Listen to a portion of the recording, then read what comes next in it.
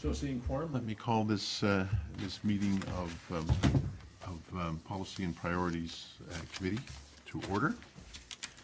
First item on the agenda is the adoption of the agenda.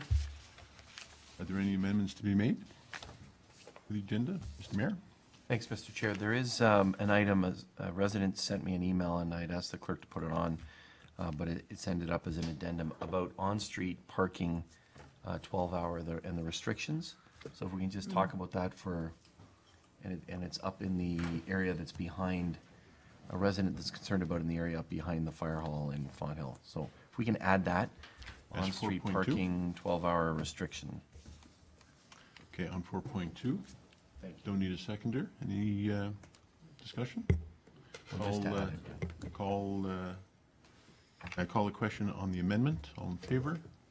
Passes. So on the are any other amendments to the agenda? No. I beg your pardon? It wasn't in the notice and needs to be passed. So now maybe the italics will disappear and life will be good again.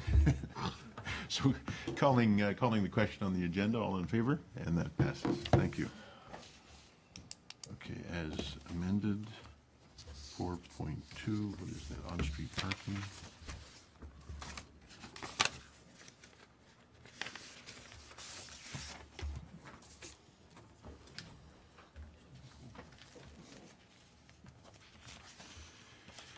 So moving on then, moved by Councillor Kersey, agenda number 4.1, that the Policy and Priorities Committee receive this report, and that staff includes updating the downtown master plan for Fenwick and Fonthill for consideration in the 2019 budget. And so, discussion.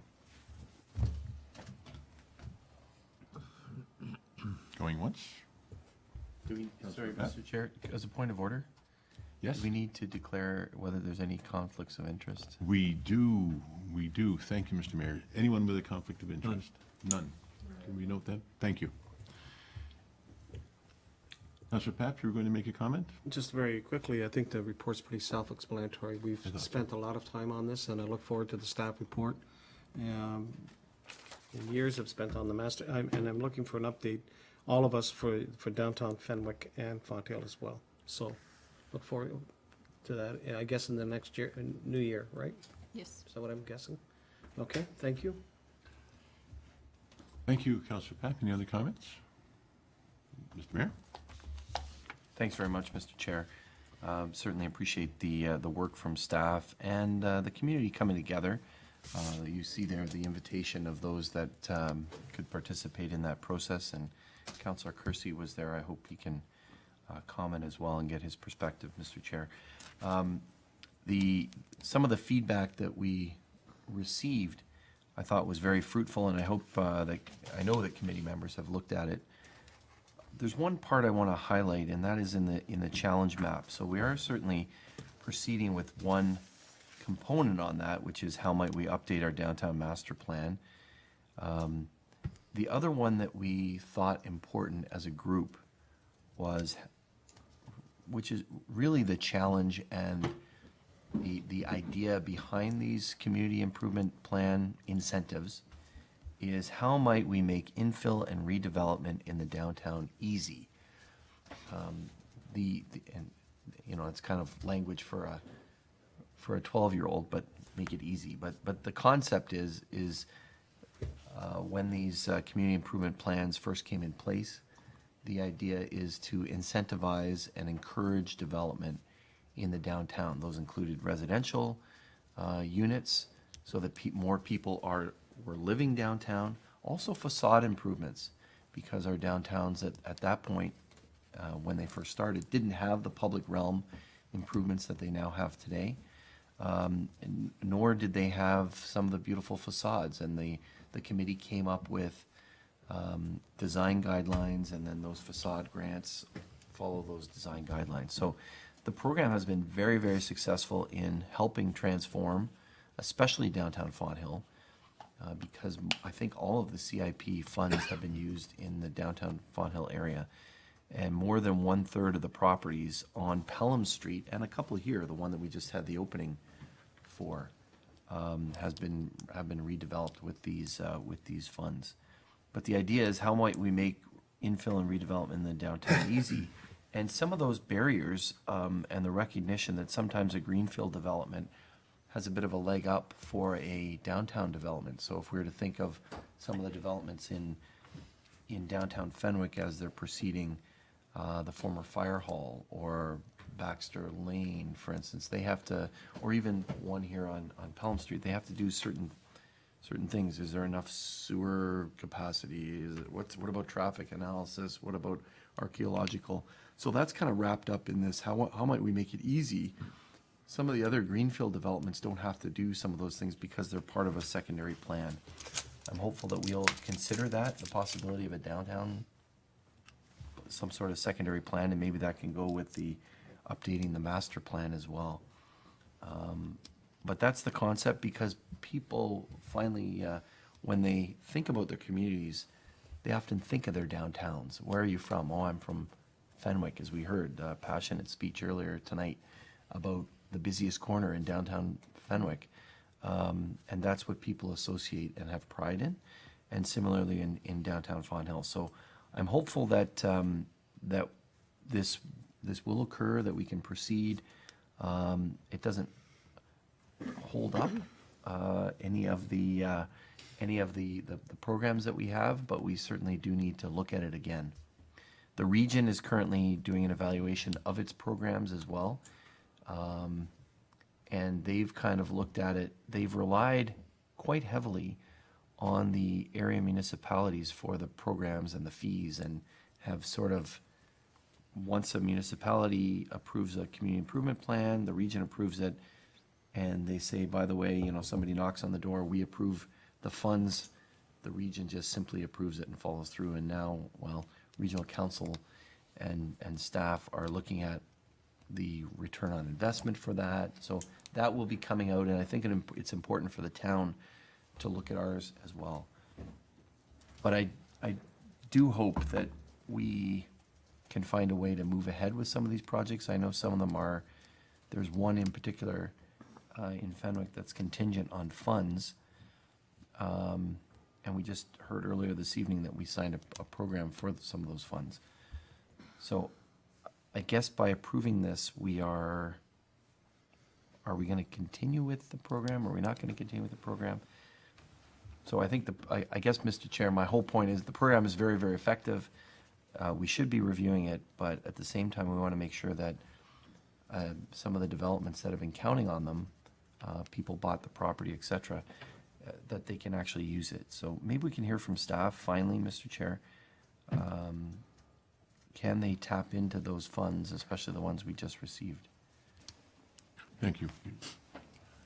Mr. Chair, through you, so the Main Street program funding, that agreement that was approved by council this evening, provides access to about $52,000 that can be used for community improvement funding programs that are approved here after. We can't go back and apply it to things that are in process, but any future ones we can use that funding for.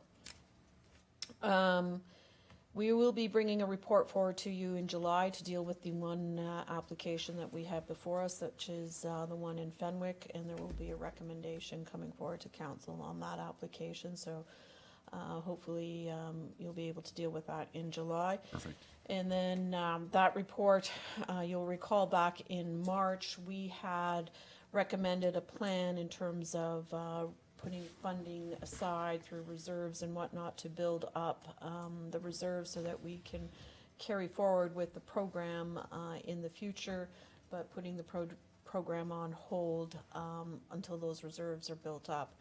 So we will be looking at that recommendation, and there might be some adjustments to it, but we need to make a decision with respect to that program and how we're going forward. We will be certainly dealing with the one application that we have in process right now, and may have to put the program on hold until we can get our reserves built up. And then you know, take the time during that period to really perhaps adjust or tweak the programs, revisit them, make sure we're getting the right kind of projects that we want, those kind of things, and do a more fulsome evaluation. Okay. Thank you, Madam Director. Mr. Mayor? Yeah, thank you. 30 seconds. I'm pleased that there's a, I'll call it a transition plan for an application that's currently on and is waiting, so I look forward to that. And yeah, I look forward to future discussion about this. I think it's an important program. Thank you. Councillor Kersey, Mayor indicated you might have something to offer with regard to the Sure. meeting.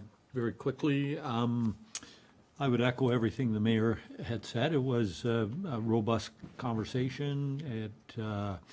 It became very apparent how important downtowns are to a community and pride in that downtown area. It also became very apparent that some of these projects would not have moved forward had there not been the types of programs that were put in place. You know, you take a program or a development which sort of borderline in terms of making sense from a business perspective, and then you introduce incentives like a tax deferment or some of those other programs. All of a sudden, it gives the development a chance to get on its feet and to you know, sort of get an established cash flow and what have you, and then you roll in the taxes. So that was really made quite clear to us that by the developers that were there, that many of those developments would not have gone forward without the CIP program. And I mean, I guess I have to reiterate what staff has said to some degree, is that, and I think our committee that put this CIP forward back in the day, the beautification committee, and brought it to council, and council embraced it and approved it. The warning back in those days was you have to properly fund it. And because otherwise you create an expectation, and if the funds are not available, then the program falls on its face. And I think what happened here was we started off with a great bang and we didn't have the uptake. And so consequently, we moved money to a different area of emphasis. And then all of a sudden, the program took off, we got buy-in and take-up, and now we're in a position where we're a little bit on the short side in terms of funding future development. So I look forward to what staff will bring forward. I think it's a program we have to continue in some form. But having said that, I also think that taking a look at our downtown master plan, looking at if there is a way that we can provide perhaps different types of incentivizations, creating a pink zone being an area where we undertake as a community some of the studies, like an archaeological or like a traffic study or what have you. So, but having said that, if they develop in that area, they have to develop according to certain, they have to follow a certain development program and the type of thing that we want to see in the downtown core. So that's the carrot and the stick. Similar to a CIP, but you go taking it a little bit further. So we talked around that. That all needs to be fleshed out as we move forward on the relook at the downtown master plan. So thank you, Mr. Chair, for the opportunity to speak to that, and I look forward to staff bringing forward their report. Thank you. Thank you, Councillor. Just a quick question to Madam Director. I take that all these comments are in consideration in the report that you're looking at, and excellent. Thank you very much. Yes. Anything further with regard to this item? So let me call the question on the motion. All in favor? And that passes. Thank you.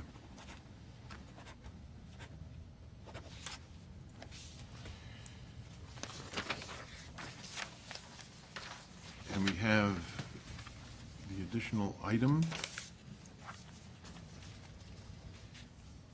Item 4.2, I guess moved by Mr. Mayor, that we consider, what is it, an email that you've received with regard to on-street parking for review. Thanks very much, Mr. Chair and colleagues. I thought this email was circulated to you, so I'll ask the clerk maybe to circulate it. It was a resident, as I mentioned, who lives up in the area behind the fire hall between Lookout and Haste, who has several vehicles and more than his double car garage can carry. He's parked them on his driveway because there's a number of adults that live at the house. Parked them on the driveway, but for whatever reason, they go over the sidewalk, and then he gets a ticket or a notice or something from staff. So at least he indicated to me, the chief's saying that may be a different situation, but he's indicated to me that he's tried to park them on the street, and we have a on-street parking restriction for 12 hours. I don't know whether that's the case or not. So I just wanted staff to kind of look into it and get back to us on that. Thank So you. conceivably, if somebody came home, parked on the street, came home at 5 o'clock, parked there till 8 o'clock the next morning, they would pass that 12 hours. He's worried that he would get some sort of ticket from the town. I'm not saying he did get a ticket, but anyways, if it's just something that we can look at and see whether staff might recommend something if required. Thank you, Mr. Mayor. Chief, do you have anything you want to comment on? Sure, yes, certainly, I can, I'm probably familiar with the gentleman you're talking to, yeah, he does park his vehicles, we don't ticket. I went and knocked on his door, talked to him personally, and just said, I don't wanna give you a ticket, just move your car onto the road, cause little kids walk on the sidewalk, can't ride their bikes, Right. it's a bigger hazard. So, yeah, he was a bit put off that we'd even asked him to move his car over the drive, or off the sidewalk. Anyways, he moved it, and then he went on about the 12-hour. We don't enforce the 12-hour. It was developed years and years ago, and it was more for the maintenance for the public works to be able to work on the streets at night. It's province-wide. So it's a way of controlling abandoned cars and derelict cars Oh, I that people see. live on the road. So if we get a complaint from a neighbor, and it's usually developed from a neighbor dispute, two people that is Right. use it to leverage, they'll call us and say, yeah, guy across the road, his car has been parked there for more than 12 hours. The second part of that is that it's very difficult for us to enforce it because that officer has to go and take a picture and mark the tires, and then he has to be around 12 hours later to, well, he's not working a 12-hour shift. So we really don't, since I've been looking after bylaw, we've never given a 12-hour ticket. But I can tell you what we do a lot of is knock on a lot of doors. And we get stories and we ask, oh yeah, he's gone away for a week on holidays and he left his car on the road. You got a problem with that? No. We don't tow unless someone gives us some real grief. The car is not plated, it's got flat tires, and it's really delinquent, but that's an extreme measure. But or across the board, we do not give tickets for 12-hour parking. Thank you, Chief. Perfect, thank So, you. Mr. Mayor, do you see any need for further? Appreciate the answer from the chief, thank you. I think that resolves the issue, does it, for our purposes? Does, sir. Thank you. So no need to pass any motion or anything, but thank you very much. Thank you. Which leaves us to motion by Councillor King that this regular meeting of committee be adjourned until the next regular meeting scheduled for September 4th, 2018, following council. I'll call the question. Sorry, It's your motion, Councillor King. all in favor? All in favor? We are adjourned. Thank you.